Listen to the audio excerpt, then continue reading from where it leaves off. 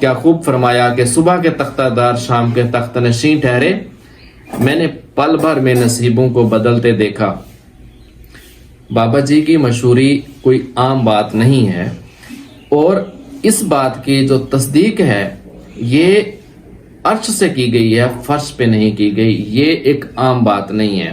لاکھوں کروڑوں لوگوں میں ایک بندے کا اتنی جلدی مشہور ہو جانا، اور ہر بندے کی زبان پر بابا جی، اور ہر بندے کی کوشش اور اس کی یہ بھی ایک سمجھ لیں کہ اس کی تمنا ہے کہ بابا جی کو ملا جائے بلوچستان میں جا کے، چونکہ وہ بلوچستان کے رہائشی ہیں، پاکستان کے ایک صوبے، وہاں پہ کوئی ایک شہر ہے۔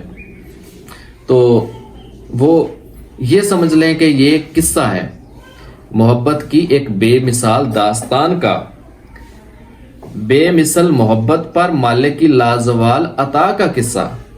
یہ ایک گمنام بوڑھا شخص تھا جسے اپنی مادری زبان بھی نہیں آتی تھی، اور بلوچی کے علاوہ کوئی اور زبان بھی نہ آتی تھی، عربی تو کیا اردو بھی نہ آتی تھی۔ اس کی ساری زندگی دوسروں کی، یعنی اس سردار کی بکریاں چرانے میں جھونپڑی میں گزری تھی۔ جھونپڑی بھی اس کی اپنی زمین پر نہ تھی، سردار کی زمین پر مجبور، اور موسموں کی شدت سے شرمسار جھونپڑی بس ایک ایسی تھی کہ آسمان سے ساری دھوپ، ساری گرمی، سردی اور بارشوں کا سارا پانی اس میں گزر کے بابا جی کی جھونپڑی میں آتا تھا۔ بابا جی مگر اس میں خوش تھے۔ شکوہ کیا ہوتا ہے شاید یہ جانتے بھی نہ تھے۔ عجیب شخص تھا وہ شخص، بکریاں چرانے کی انبیاء کی سنت پر عمل پیرا تھا۔ اس کے دل میں ایک اور سنت بھی چپکے بڑھ رہی تھی، اور وہ آرزو تھی سونے کا گھر دیکھنے کی۔ سونے کا گھر ہر مسلم کی، ہر ایک ایمان والے کی کوشش ہے سونے کا گھر دیکھنے کی، زیارت بیت اللہ کی، سعادت پا لینے کی، انبیاء کی سنت کی، نبی کی بستی سے آنکھیں ٹھنڈی کر لینے کی سعادت کی آرزو بابا جی کی۔ زاد راہ اس کے پاس کیا ہوتا جس کے پاس زاد زندگی ہی نہ تھا، مگر تمنا تھی، اور بڑی موزور تمنا تھی۔ وہ بکریاں چراتا رہا، اجرت پر چرائی بکریوں سے اپنے حصے کے بچے وصول کرتا رہا، اور جو ہی کوئی ایک اور بچہ اس کے حصے میں آتا، اسے لگتا کہ سونے کا گھر اب اس کے نصیب کے قریب آ رہا ہے۔ وہ ہر ایسے اجرت میں آئے بچے کے ساتھ سونے کا گھر دیکھنے کی خواہش ظاہر کرتا۔ ان کے پاس بکریوں کی اجرت کے کچھ پیسے جمع ہو گئے، تب ان کا جو چاہ تھا وہ دیکھا نہ جاتا تھا۔ ان کے دل میں الارم بجا، سونے کا گھر دیکھنے کا ٹائم آ گیا ہے۔ عشق کے امتحان مگر ابھی اور بھی تھے، ابھی محبوب کے ہاں حاضری کا ٹائم نہ آیا تھا۔ انسانیت پر کرونا کا امتحان آ گیا۔ اس نے رضا کی گردن جھکائی اور تمنا بغل میں داب لی۔ وہ انتظار کی سولی پر ٹنگ گیا تو در محبوب تک جانے کے لیے زیادہ راہ اور بڑھ گیا۔ خواہش تو ایک ہی تھی نا۔ اس دوران اس کے پاس مگر کچھ بکریاں مزید حصے میں آئیں، عمر بھر کی جمع پونجی کا، زندگی بھر کی محنت کا۔ بھلا کیا ہو سکتا ہے؟ اس نے بکریاں بیچیں اور درے یار دیکھنے کو چل دیا۔ نہ ساتھ کوئی، نہ ساتھی کوئی، نہ رشتہ دار، مگر اس راہ کا ہر مسافر اپنا ہی تو ہوتا ہے۔ ایک تھیلا بغل میں دابے بالآخر ایک سویر مدینے میں کھڑا تھا۔ اس سے اپنے نصیب پر یقین نہ تھا۔ وہ ڈھل کے کندھوں کے ساتھ بہت آرام سے حرکت کرتا تھا کہ یہ مدینہ تھا، وہ مدینہ۔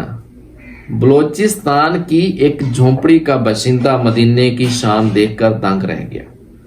کہاں فقیر عجم، کہاں سلطان عرب۔ اس سے حیرت میں ڈالے ہوئے ایک چیز کہ کیسے وہ مدینے میں پہنچا، اپنے جوتے اور جوڑے والا تھیلا بھی گم کر بیٹھا۔ یہی وہ لمحہ تھا، یہی وہ وقت تھا جب وہ کلک ہو گیا عرش پہ، جب وہ اپنے تن کے آخری چیتھڑے بھی سونے کے در پر گم کر بیٹھا، وہی اس کا سب کچھ تھا. تو عین یہی وہ لمحہ تھا جب عرش والے کا اس سادہ مزاج محبت کی معراج پر التفات اور قبول عام برس اٹھا. عین یہی وہ لمحہ تھا آسمانی میڈیا حرکت میں آیا اور صحابہ کرام رضی اللہ تعالی عنہ کے حلیے والا بزرگ جو تھا اس کے نام سے عرب و عجم میڈیا پر وائرل ہو گیا. گویا جبریل کے ذریعے عرش سے اس بندے کے قبول عام اور محبوب عام و خاص ہونے کا اعلان ہو گیا. باخدا اسے معلوم بھی نہ تھا کہ وہ اپنے تائیں گم ہوا پھرتا ہے. اسے زیادہ مدینہ اور اہل مدینہ کی دنیا میں مشہور اب کوئی نہیں. سبھی جانتے ہیں کوئی 30 لاکھ 40 لاکھ کے قریب اس بار زائرین ارض مقدس میں تھے. اس میں کروڑ پتی بھی ہوں گے, ارب پتی بھی ہوں گے, 3 دفعہ وزیر اعظم بننے والے بھی ہوں گے.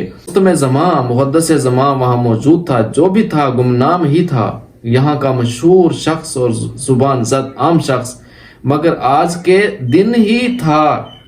اور وہ تھا بابا جی جو 15 سال سے لوگوں کی بکریوں کے ساتھ اپنی ایک تمنا پال کے یہاں آ گیا تھا.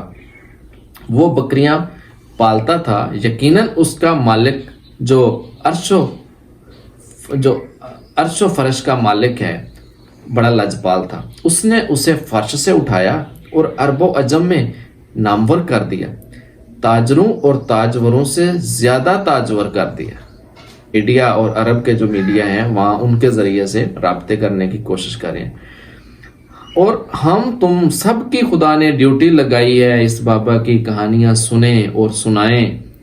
سارے پڑھے لکھے ایک ان پڑھ کی کہانیاں سنیں اور سنائیں. یہ قصہ ہے محبت کی, ایک بے مثل داستان کا, ایک بے مثل محبت پر مالک کی لازوال کی عطا کا قصہ. یوں ہی پھر میں دہراؤں گا کہ صبح کے تختہ دار شام کے تخت نشین ٹھہرے. میں نے پل بھر میں نصیبوں کو بدلتے دیکھا.